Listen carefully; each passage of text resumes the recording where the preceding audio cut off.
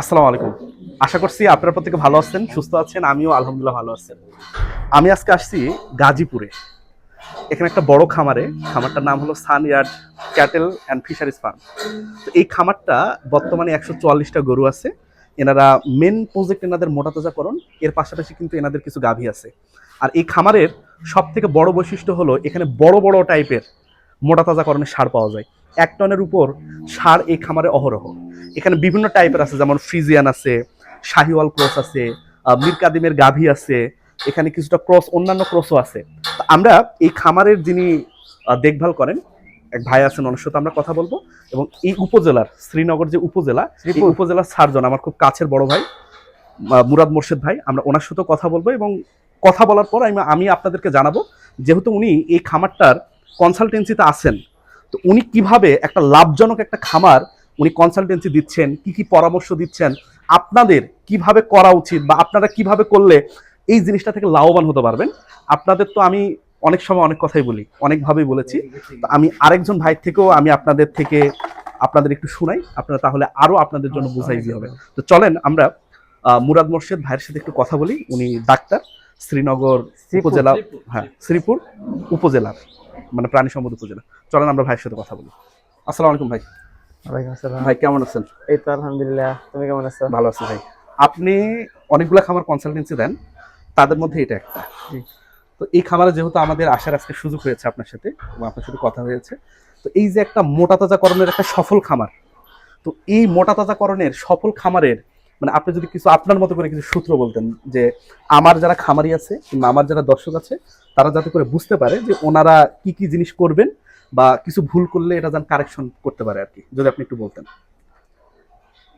আসলে যদি আমরা একটা মোটা তাজা প্রকল্পের কথা বলি, আসলে মূল কথা হচ্ছে এটা ব্যবসা। ব্যবসা।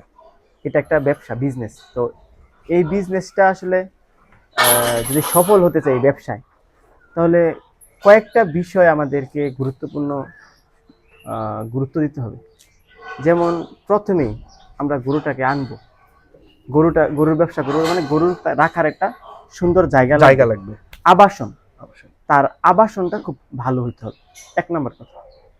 2 নম্বর কথা, আমরা কি গরু আনবো, কি জাতের গরু পালবো, এবং ওই জাতের গরুটা কতদিন পালন করলে আমার লাভ হবে, এইটা আমাকে বুঝতে হবে। আমি যে কোনো গরু কিনলাম, 2 বছর পাললাম, 2 বছর খাওয়ালাম, এরকম করলে হবে না। কোন জাতের গরু 3 মাস পালবো, কোন জাতের গরু 6 মাস পালবো, কোন জাতের গরু 1 বছর পালবো, লাভ হবে, এটা আমাদেরকে জানতে হবে। এইটা বেসিক বিষয়। এইটা এই জন্য আমি বললাম যে আমাদের গরু প্রথমে হচ্ছে গরুর খামারের শেডটা কি ধরনের হবে, সেটার ডিজাইনটা কেমন হবে, আবাসনটা কেমন হবে, এটা দেখতে হবে, 1 নম্বর কথা। 1 নম্বর। 2 নম্বর পয়েন্ট হচ্ছে আমার জাত বুঝে গরু পালতে হবে, গরু চিনতে হবে। লাভ করতে হলে গরু চিনতে হবে। কঠিন বিষয় না, প্রথম কিছুদিন আসলে এটা প্র্যাকটিস করলে বা বাজারে গেলে, বাজার যাইতে হবে, এই জন্য বাজারে গেলে এটা হয়ে যায়। তারপরে হচ্ছে তার ভ্যাকসিনেশন, ডিওয়ার্মিং। গরু পালতে হলে অবশ্যই যে সাইন্টিফিক বিষয়টা আমাদের মাথায় রাখতে হবে, সেটা হচ্ছে কৃমিনাশক করা এবং আর হচ্ছে ভ্যাকসিনেশন করা। এই 2টা জিনিস মাস্ট করতে হবে। আচ্ছা, এই খামারে কি কি ভ্যাকসিন করা হয় মূলত? এই খামারে সকল ধরনের ভ্যাকসিন করা হয়, আমরা কোনো ধরনের ভ্যাকসিন মিস করি না। যেমন আমরা এখানে অ্যানথ্রাক্স ভ্যাকসিন রেগুলার করা হয়, এখানে বিকিউ রেগুলার করা হয়, এখানে এফএমডি আমরা রেগুলার করি। এগুলো মোটামুটি মাস্ট। হ্যাঁ, এলএসডি করা হয়, এলএসডি মাস্ট করা হয়। তো এই 4-5 ধরনের ভ্যাকসিন আমরা সবসময় প্রায়োরিটি বেসিসে করি। আর এটা হচ্ছে কৃমিনাশক আমরা রেগুলার কৃমিনাশক চেঞ্জ করে। মোর্শেদ ভাই, আপনি তো প্রথমে বললেন গরু কিনা, খামারের লোকেশন মানে স্ট্রাকচার, 3 নম্বর বললেন কৃমিনাশক এবং ভ্যাকসিনেশন। এরপরে যদি কিছু বলতেন। এরপরে যে জিনিসটা আমাদের গুরুত্বপূর্ণ সেটা হচ্ছে খাবার। কারণ একটা মোটা তাজা খামার কতটা লাভজনক হবে সেটা ডিপেন্ড করবে ওই ফার্মে খাবার ব্যবস্থাপনাটা কি রকমের। আসলে যদিও আমার নিজের খামার নাই, আমি অনেক খামার পরিদর্শন করি, ভিজিট করি, এবং আমার আগ্রহের জায়গাটাও খাবার। আমি যে কোনো ফার্মে গেলে ওই খাবার কি খাওয়াচ্ছে আমি এটা দেখার চেষ্টা করি সবসময়। কারণ এইটাই হচ্ছে খামারিদের লাভ হবে নাকি লস হবে, 2টা জিনিস নির্ধারণ করবে। আমি বললাম যেটা হচ্ছে যদি ভালো গরু কিনতে পারে লাভ হবে, আর খাবার ব্যবস্থাপনা যদি ভালো থাকে তাহলে লাভ হবে। আর আরেকটা বিষয় হলো দানাদার খাবার। দানাদার এবং কাঁচা ঘাস, সাইলেজ বা খড়। খড় আমরা যেটাই খাওয়াই না কেন, আমাদের খাবার ব্যবস্থাপনাটা ভালো হইতে হবে। আমার বিবেচনায় সেটা হচ্ছে কি, আমরা অনেক জায়গায় আমি পরামর্শ দিই, আমার ব্যক্তিগত পরামর্শ থাকে, যারা মোটা তাজা খামার করে তারা দানাদারের পাশাপাশি যদি তারা ইউএমএসটা প্রদান করে, আমি ভালো রেজাল্ট পাইছি। অনেকে দানাদারের উপর অনেক বেশি ইম্প্যাক্ট দেয়, তাতে দানাদারের খরচটা বেশি হয়ে যায়। আমি বলি সকালে কাঁচা ঘাস, খড় আপনাকে যদি থাকে পর্যাপ্ত পরিমাণ খাওয়ালেন, সাথে দানাদার দিলেন, টিএমআর করে দিলেন, তারপরে দুপুরে একবেলা আপনি ইউএমএস দেন। যদি মোটা তাজা খামার হয়, ইউএমএসটা দুপুরে একবেলা, যেমন আমি পরামর্শ দিই যে 1টা থেকে 2টার মধ্যে যদি গরুকে খাবার না দেওয়া হয়, 2টার সময় তাকে 10-20 মিনিট 1 কেজি 2 কেজি ইউএমএস যদি অভ্যস্ত করা যায় করেন। আর হচ্ছে তার পরবর্তীতে আবার কিছু সময় তাকে কিছু খাবার না দিলে পরে বিকালের খাবারটা যদি দেওয়া হয়, তাহলে সেক্ষেত্রে দানাদারের উপরে কিন্তু চাপটা কমে, অনেকাংশে চাপ পড়ে। আমি লক্ষ্য করছি। সুতরাং আমি যদি শর্টকাট পরামর্শ দিই কোন খাবার কতটুকু দেবেন, এটা আসলে এই ছোট ভিডিওতে বলা সম্ভব না। আমি বলবো যারা মোটা তাজা খামার করেন, আপনারা আমাদের এই টেকনোলজিটা, ইউএমএসটা একটু অভ্যস্ত করাইতে পারেন গরুকে লাভজনক করার জন্য। সেক্ষেত্রে আপনার সকালে যে খাবার দিলেন, দুপুরে অন্তত একবেলা একটু ইউএমএস দিয়ে অভ্যস্ত করেন, বিকালেও আপনার যে খাবার আছে সেটা আপনি সরবরাহ করেন। আমি ইউএমএস এর প্রতি একটু গুরুত্ব দিব মোটা তাজা খাবার। আমার বেশিরভাগ খাবার যেগুলো আমার সুপারভিশনে আছে, আমি এগুলোতে ইউএমএসটা অভ্যস্ত করাইতে পারছি। আমি খামারের দিকে শেখানো হয়েছে এবং তারা দেখছে যে রেজাল্ট ভালো, আমি ভালো রেজাল্ট পাইছি। উনি অনেক ভালো একটা কথা বলেছেন যে দানাদারের যত দাম বেশি, আপনার ধরেন 42 টাকা 45 টাকা, অনেক অনেক জায়গায় চট্টগ্রামে প্রায় 50-এর কাছাকাছি পড়ে যায়। তো আমি একজন মানে কর্মকর্তার, অনেক বড় কর্মকর্তা, উনি খামার দিয়েছেন, একটা খামার দিয়েছে। তো ওনার খামারে আমি রেশন করতে গিয়ে চট্টগ্রামে স্থানীয় যে দাম, আমি ভাই 50 টাকার নিচে নামাতে পারিনি। মানে যা দেই 50 টাকার নিচেও দানাদার আমি নামাতে পারিনি। যদি নামাচ্ছি তাহলে প্রোটিন পার্সেন্টেজ কমে যাচ্ছে, অনেক কমে 15%-এর নিচে চলে আসতেছে। তো এটা আবার সমস্যা। মোর্শেদ ভাই, আপনার সাথে যেটা অফ ক্যামেরায় বলতেছিলাম, যে আপনি যেমন বলছিলেন যে খামার থাকলে কাজল, এরকম একটা ফাঁকা জায়গা তুই অবশ্যই করতে বলবি। মানে সে উদ্যোগে বললাম যে ভাই এই ফাঁকা জায়গাটা, আমরা তো জানি আমরা দুজনে যদি ভেটেরিনারিয়ান, তো আপনি যদি আমার কিছু দর্শকের উদ্দেশ্যে বলতেন যে এই জায়গাটা কেন দরকার, মানে এটা কি কি ইমপ্রুভ করে গাভীর বা বাছুরের আর কি। আসলে গাভী বলি আর ষাঁড় বলি, যে কোনো গরু আসলে মুক্তভাবে তারা যদি চলাচল করে, বিচরণ করে, তাহলে কিন্তু খুব ভালো। আমরা দেশের বাইরে যেই ধরনের খামার আমরা দেখি, তাই না, যে ধরনের খামার আমরা দেখি, সেখানে কিন্তু আমরা দেখি যে গরু তাদের চারণভূমিতে মুক্তভাবে বিচরণ করে। এটার আসলে অনেক বড় ধরনের ইম্প্যাক্ট আছে। আমাদের দেশে যেহেতু জায়গা কম, সেক্ষেত্রে আমরা এভাবে মুক্তভাবে রাখার সুযোগ কম। কিন্তু তারপরেও যদি স্বল্প পরিসরে হলেও যদি আমরা সুযোগ থাকে, তাহলে সেক্ষেত্রে আমাদের গাভী এবং বকনা বাছুরগুলোকে আমরা যদি রাখি, তাদের এক্সারসাইজের মধ্যে রাখি, তাহলে কিছু কিছু রোগ থেকে তারা মুক্ত থাকে, তাদের রোগ থেকে মুক্ত থাকে। তাছাড়া পাশাপাশি যেটা হয়, রিপ্রোডাকশন এবং দ্রুত হিটে আসা, এই জিনিসগুলো আমরা খুব ভালো রেজাল্ট পাই। আমরা অনেক ক্ষেত্রে দেখি যে রিপিট ব্রিডিং, অনেকবার বীজ দিচ্ছি, 5বার 6বার 7বার দিচ্ছি, কাজ হচ্ছে না। এটার পিছনে অনেকগুলো কারণ থাকে, যে নিউট্রিশনের একটা ব্যাপার, অনেক ম্যানেজমেন্টের একটা ব্যাপার, রোগ বালাইয়ের একটা ব্যাপার, কিন্তু অন্যতম একটা ব্যাপার হলো এক্সারসাইজ, তাই তো ভাই? তো আপনাদের খামারে, বড় ভাই এদিকে আসেন, আপনার নামটা কি জানো ভাই? ওর নাম হচ্ছে মতিউর রহমান। মতিউর ভাই, আপনাদের এই খামারে ভাইয়ের এই পরামর্শে ইমপ্রুভ তো হয়েছে? আলহামদুলিল্লাহ, রিপ্রোডাকশন অনেক ভালো হয়েছে এবং আমাদের যে গাভীগুলো আপনার বারবার ওই যে আপনার রিপিট ব্রিডিং করা হইতো, সেই সমস্যাটা থেকে আমরা আলহামদুলিল্লাহ এখন অনেক ভালো আছে। আগে যে সমস্যাগুলো বারবার হইতো, এখন ওই সমস্যাগুলো হয় না এবং দুধের উৎপাদনও বাড়ছে, রোগ প্রতিরোধ ক্ষমতা অনেক কমে গেছে, মানে বাইরে গেছে।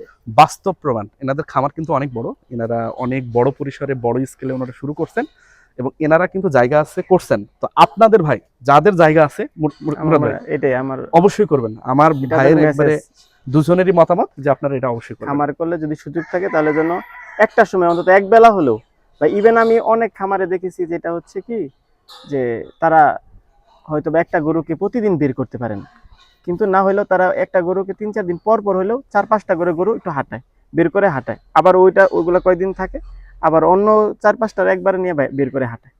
এটা আবার অনেক জায়গায় এরকম কিন্তু করা হয় না। করলে যদি তাদের রোদের আলোটা পায়, মুক্তভাবে চলাচল করে, হাঁটাহাঁটি করে, এটার অনেক বড় ইমপ্যাক্ট আছে তার স্বাস্থ্য ভালো থাকার জন্য, শারীরিক সুস্থতার জন্য। এটা গুরুত্বপূর্ণ আমি মনে করি। ভাই আপনাদের এই যে খামারে জি। মানে 2026-এ যে কুরবানি, এই উপলক্ষে আপনারা কয়টা গরু প্রস্তুত করতেছেন?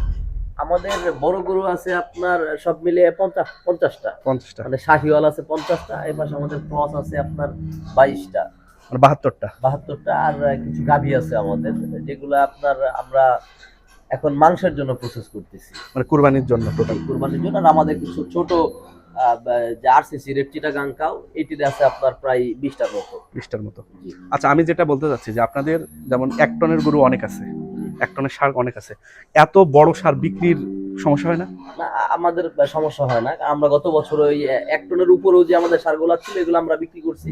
তো আলহামদুলিল্লাহ এবার আমাদের সমস্যা হবে না, ইনশাল্লাহ আমরা বিক্রি করতে পারবো।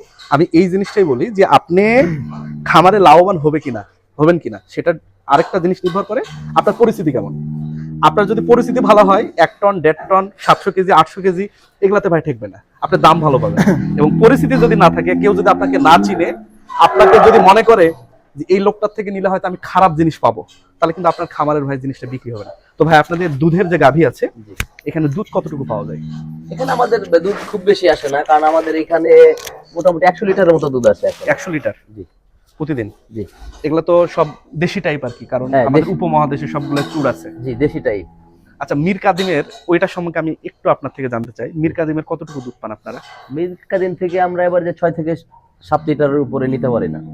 6-7 লিটার হয়? জি, 6 থেকে 7 লিটার পাই আমরা মানে এখানে যেটা পাইছেন, এখানে, তার যেটা মানে পাইছি। আপনারা ভাই অনেক ভালো খাওয়াইছেন। আর গিরে, নেপালি গির এটা আমরা আপনার 10 থেকে 12 পর্যন্ত পাই। 10 থেকে 12 পর্যন্ত 10 থেকে 12 পর্যন্ত পাই। মানে এই হলো ব্যাপার। জি।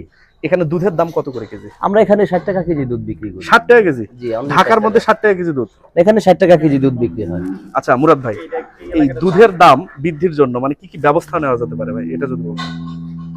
দুধের দাম আসলে তো ডিপেন্ড করে সিজনের উপরে। যেমন সামনে রোজা রোজার এইটা দুধ দাম বাড়বে, দুধের দামটা বাড়বে।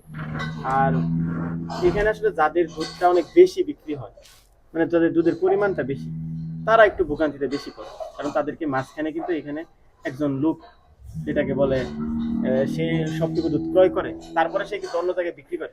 মাঝখানে একজন আমাদের থাকে এখানে, মিডলম্যান। তো এই কারণে আমাদের এই বড় খামারগুলোরা, মানে আমাদের এই শ্রীপুরে সকল খামারের দুধ কিন্তু 60 টাকা এভারেজ। এটা আসলে একজন মিডলম্যান আছে সব খামারে, আমি দেখছি, আমি যেগুলোতে যাই সবগুলাতে মিডলম্যান আছে। ওরা কিন্তু আবার একটু বেশি দামে বিক্রি করে। মিডলম্যান এখানে এটা একটা প্রবলেম, এরা কিচ্ছু করে না, মাঝখান থেকে একটা লাভের একটা অংশ নিয়ে মিডলম্যান আছে। কারণ যে বড় খামারে এত দুধ তো একজন বাজারে নিয়ে বিক্রি করা সম্ভব। যেমন আজকে শ্রীপুর বাজারে গেলে আপনি দেখবেন কমপক্ষে দুধের দাম 70, 75, 80 টাকা আছে, কিন্তু আমরা 60 টাকা উপরে এখানে বিক্রি করতে পারি না। তবে এখানেও কিছু কিছু খামার আছে, ফ্যাক্টরিতে যারা দুধ বিক্রি করে সরাসরি, করা দুধের দাম বেশি। আচ্ছা, তো আমরা দেখলাম যে ঢাকার মধ্যেও কিন্তু দুধের মানে এলাকা ভিত্তিক দুধের কিছুটা দাম কম বেশি। গত ভিডিওতে আমি একটা ভিডিও দিয়েছি যে হেমায়তপুরে কিন্তু যে উনি যেখানে বিক্রি করে ওই রকম 65-70-এর কাছাকাছি সর্বোচ্চ উনি দাম পায়। এখানে গাজীপুর, এখানেও দেখলাম প্রায় 60-এর কাছাকাছি। তো দুধের দাম যদি বৃদ্ধি না হয়, দুধের খামার কিন্তু লস। সরকারের বা সবার সুদৃষ্টি কামনা করি যে এই দুধটাকে কিভাবে আমরা প্রসেসিং করতে পারি, মানে এই দিকেই যদি আমাদের যারা উচ্চ পদে আছেন বা নীতি নির্ধারক আমাদের দেশের, তারা যদি একটু চেষ্টা করেন, হয়তোবা আমরা ভবিষ্যতে হয়তোবা আমরা অন্য দেশ থেকে আমাদের দুধ আর আমদানি করতে হবে না। তো আপনাদের সকলের জন্য শুভকামনা। আমি এই ভিডিওটা করেছি ডক্টর মুরাদ ভাইকে। ভাই আপনাকে অসংখ্য ধন্যবাদ সময় দেওয়ার জন্য। ভাই আপনাকে অসংখ্য ধন্যবাদ। আপনাকে অসংখ্য ধন্যবাদ যে আপনি আমাদের খামার ভিজিট করেছেন। না অবশ্যই, শুকরিয়া এর জন্য। থ্যাংক ইউ ভাই, থ্যাংক ইউ সো মাচ। আমি সকলের জন্য শুভকামনা কামনা করি এবং ভালো থাকবেন, সুস্থ থাকবেন। দেখা হচ্ছে নেক্সট কোনো ভিডিওতে। আল্লাহ হাফেজ।